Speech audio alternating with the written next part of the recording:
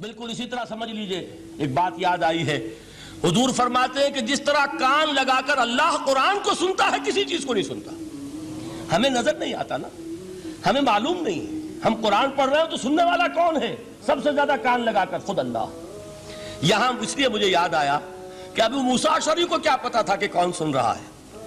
وہ اپنی کیفیت میں نماز میں تہجد میں قرآن کی تلاوت کر رہے تھے، اور ظاہر بات ہے ان کے گھر ایکڑوں میں بنے ہوئے نہیں تھے، ایک ایک کمرہ، ایک ایک کوئی حجرہ، ایسے ہی تو گھر تھے نا صحابہ کے، لہذا حضور پاس سے گزرے، آواز آئی، کافی دیر سنتے رہے۔ اس کے بعد آپ تشریف لے گئے، صبح فجر میں ملاقات ہوئی تو حضور نے تحسین کے انداز میں فرمایا، یا ابا موسیٰ انک قد اوتیت مزمارا من مزامیر آل داؤد، اے ابو موسیٰ تمہیں تو آل داؤد کے سازوں میں سے ایک ساز اللہ نے عطا فرما دیا ہے۔ جس طرح حضرت داؤد لہن داؤدی مشہور ہے کہ جب وہ پچھلے پہر رات کو حمد کے ترانے الاپتے تھے، قرآن میں ہے کہ پرندے شامل ہو جاتے تھے ساتھ، اور پہاڑ وجد میں آتے تھے، پہاڑ بھی ان کے ساتھ شریک ہوتے تھے۔ تو جس طرح کا اللہ نے ان کو لہن عطا فرمایا تھا، حضور نے تحسین کے انداز میں فرمایا ہے ابو موسیٰ اشعری، اللہ نے تمہیں بھی آل داؤد کے سازوں میں سے ایک ساز عطا فرمایا۔ بہرحال قرآن مجید کا جو یہ میوزک ہے، قرآن کے الفاظ کا جو حسن ہے، جہاں تک حسن معنوی ہے وہ تو ہر لفظ میں ہے، لیکن یہ حسن ظاہری، حسن صوتی، حسن لفظی، یہ اپنے کلائمیکس پر آپ کو نظر آئے گا سورہ رحمان میں۔ لیکن قرآن میں یہ سورت اس اعتبار سے بھی ممتاز ہے، اس کی 4 آیات پر ذرا توجہ کریں گے، عجیب حقائق سامنے آئیں گے۔ جہاں یہ قرآن مجید کے حسن صوت اور حسن لفظی کی معراج ہے، وہیں اس کی پہلی 4 آیات میں 4 چوٹی کی چیزوں کا ذکر ہے، سب سے اونچی چیزیں۔ پہلی آیت کیا ہے؟ الرحمن، ایک آیت ہو گئی۔ رحمان کیا ہے؟ اللہ کا نام ہے۔ کبھی آپ نے غور کیا اللہ کے ناموں میں سب سے پیارا نام کون سا ہوگا؟ رحمان۔ کیوں؟ اس کا مادہ کیا ہے؟ رحمت۔ ہمیں سب سے بڑھ کر جس چیز کی ضرورت ہے وہ کیا ہے؟ رحمت خدا بندی۔ نام اچھی طرح سن لیجئے اس حضور کے قول کو۔ حضور فرماتے کوئی شخص جنت میں مجرد اپنے عمل کی بنیاد پر داخل نہیں ہو سکے گا جب تک کہ رحمت خدا بندی دستگیری نہ کرے۔ کسی صحابی نے بڑی ہمت اور جرأت کا ثبوت دیا کہ پوچھ لیا، کیا حضور آپ بھی؟ جب آپ نے فرمایا کوئی شخص داخل نہیں ہو سکتا جنت میں محض اپنے عمل کی بنیاد پر جب تک کہ رحمت خدا بندی جو ہے وہ دستگیری نہ فرمائے۔ پوچھا گیا کیا آپ بھی؟ آپ نے فرمایا ہاں میں بھی۔ آپ اندازہ کیجئے کہ اگر محمد الرسول اللہ بھی رحمت خدا بندی کے ضرورت مند ہوں تو تاب دیگراں چہ رسد، ہماری تو سب سے بڑی ضرورت رحمت خدا بندی ہے۔ اب یہ رحمت جو ہے قرآن مجید میں اللہ تعالیٰ کی یہ شان 2 الفاظ کے ذریعے سے آتی ہے، رحیم اور رحمان۔ اور کوئی مادہ نہیں ہے جس سے 2 نام بنتے ہوں اللہ کے، لیکن یہ مادہ ہے واحد رحمت کا کہ جس سے رحمان بھی ہے رحیم بھی ہے۔ رحیم صفت مشبہ ہے، رحمت دائم ہو جائے گی، مستقل ہوگی تو رحیم کہیں گے۔ اور رحمان، اس میں رحمت کی ہے وہ شان ہے کہ جیسے ٹھاٹھے مارتا ہوا سمندر ہو، ہیجان کی کیفیت، طوفانی کیفیت، رحمت خداوندی کا طوفانی جوش، وہ ہے رحمان۔ آپ تو رہتے اس علاقے میں ہیں، آپ کو معلوم ہے عرب اگر بھوکا مرا جا رہا ہو تو کیا کہے گا؟ انا جوعان۔ پیاسا مرا جا رہا ہو انا عطشان۔ بہت غضبناک ہوگا غضبان، غضبان آصفہ قرآن میں آیا ہے، بہت غضبناک۔ رحمان جس کی رحمت جو ہے جوش میں ہے، ٹھاٹھے مارتے ہوئے سمندر کے مانند۔ تو یہ اللہ تعالیٰ کے ناموں میں سب سے پیارا نام۔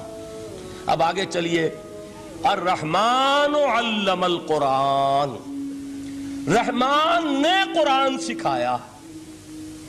رحمت خداوندی کا سب سے بڑا مظہر، رحمان کی رحمانیت کا سب سے بڑا مظہر قرآن ہے۔ ان میں جو منطقی ربط ہے اس کو سمجھتے جائیے۔ اچھا آپ یہ سوچئے، جو علم بھی انسان کو حاصل ہوا وہ کس نے دیا؟ اللہ نے۔ سائنس کا علم کس نے دیا؟ اللہ نے۔ علم آدم الاسماء کلہا، وہ علم الاسماء جو حضرت آدم کو دے دیا گیا تھا ازل میں، یہ اسی کا ظہور ہے، یہ اسی کی ایکسفولیشن ہے جو ہو رہی ہے اور ہوتی رہے گی ابھی۔ اور دوسرے علم ہے وہ کس نے دی؟ اللہ نے دی۔ لا یحیطون بشیء من علمہ الا بما شاء، مخلوق میں سے کوئی اللہ کے علم میں سے کسی شے کا احاطہ نہیں کر سکتا مگر وہ جتنا اللہ دینا چاہے۔ لیکن یہ کہ تمام علوم میں چوٹی کا علم قرآن. نوٹ کرتے جائیے، اب چوٹی کی چیزیں جمع کیجئے. اللہ کے ناموں میں چوٹی کا نام رحمان. اللہ نے جو کچھ انسان کو سکھایا اس میں چوٹی کا علم قرآن. خلق الانسان، انسان کو پیدا فرمایا. سوال یہ کہ حیوانات کو کس نے پیدا فرمایا؟ آسمان کس نے پیدا کیے؟ زمین کس نے پیدا کی؟ فرشتے کس نے پیدا کیے؟ کیا مطلب خلق الانسان؟ اس کی تمام مخلوقات میں اس کا کلائمیکس، اس کی تخلیق کی معراج، اس کے تخلیق کا نقطہ عروج انسان ہے. یہ ہے کہ جو مسجود ملائک بنا ہے. وَلَقَدْ كَرَّمْنَا بَنِي آدَمَ وَحَمَلْنَاهُمْ فِي الْبَرِّ وَالْبَحْرِ وَرَزَقْنَاهُمْ مِنَ الطَّيِّبَاتِ وَفَضَّلْنَاهُمْ عَلَى كَثِيرٍ مِّمَّنْ خَلَقْنَا تَفْضِيلًا. تو تخلیق میں سب سے اونچی تخلیق انسان کی، علموں میں سب سے اونچا علم قرآن کا، اللہ کے ناموں میں سب سے اونچا نام رحمان. اب آئیے چوتھی چیز، علمہ البیان، انسان کو بیان کی صلاحیت عطا فرمائی. کیا اور کوئی صلاحیت عطا نہیں کی؟ بینائی کس نے دی؟ اللہ نے. اسی طریقے سے سماعت کس نے عطا فرمائی؟ اللہ نے.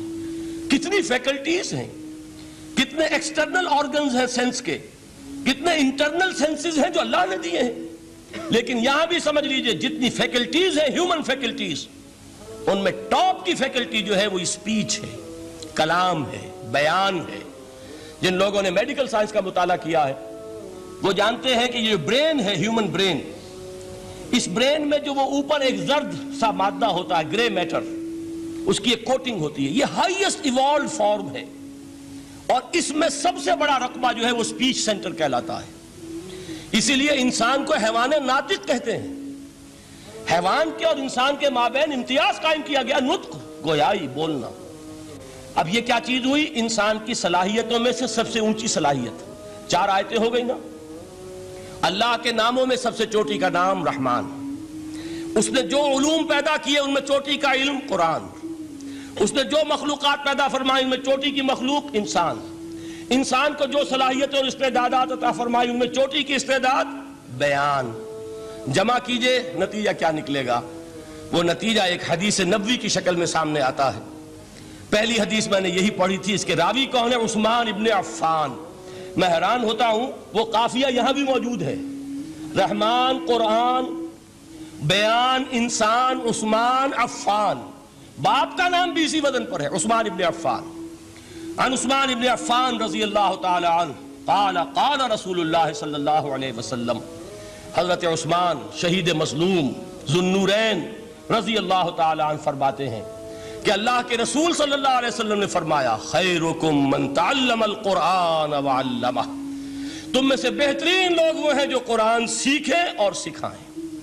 قوت بیان جو تمہاری ٹاپ فیکلٹی ہے، اس کا استعمال کسی گھٹیا کام کے لیے نہیں ہونا چاہیے. دیکھیے اردو میں محاورہ ہے کہ توپ سے مکھی نہیں ماری جاتی.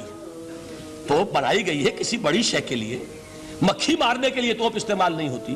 یہ قوت بیان جو ہے، جو ٹاپ موسٹ فیکلٹی ہے ہیومن، جو فیکلٹیز ہیں ان میں سے، اس کا استعمال بھی ٹاپ موسٹ ہونا چاہیے. قرآن کو بیان کرو. وہ جیسے کہ علامہ اقبال نے کہا ہے، بلکہ غالباً ان کے قبر پر آس پاس جو اشعار لکھے ہوئے ان میں سے ایک یہ بھی ہے، اگر یک قطرہ خونداری، اگر مشتے پرے داری، بیابامن تو آموزم طریق شاہ بازی را. اگر تمہارے اندر ایک قطرہ بھی خون کا ہے اور مٹھی بھر بھی پر اگر اللہ نے دیے ہیں تو ہے میرے پاس آؤ کہ میں تمہیں شاہبازی کے طریقے سکھاؤں. اسی طرح جان لیجئے اگر اللہ نے قوت گویائی عطا فرمائی، اگر اللہ نے تمہیں حیوان ناطق بنایا، اگر اللہ تعالیٰ نے تمہیں یہ صلاحیت عطا فرمائی، اس صلاحیت کا مصرف دنیا کو نہ بناؤ، اس صلاحیت کا مصرف اللہ کے کلام کو پھیلانے پر اس کو صرف کرو. هي الحلقات تحفظني بآيات من القرآن، هي الحلقات تملأني بحب المصطفى العدنان.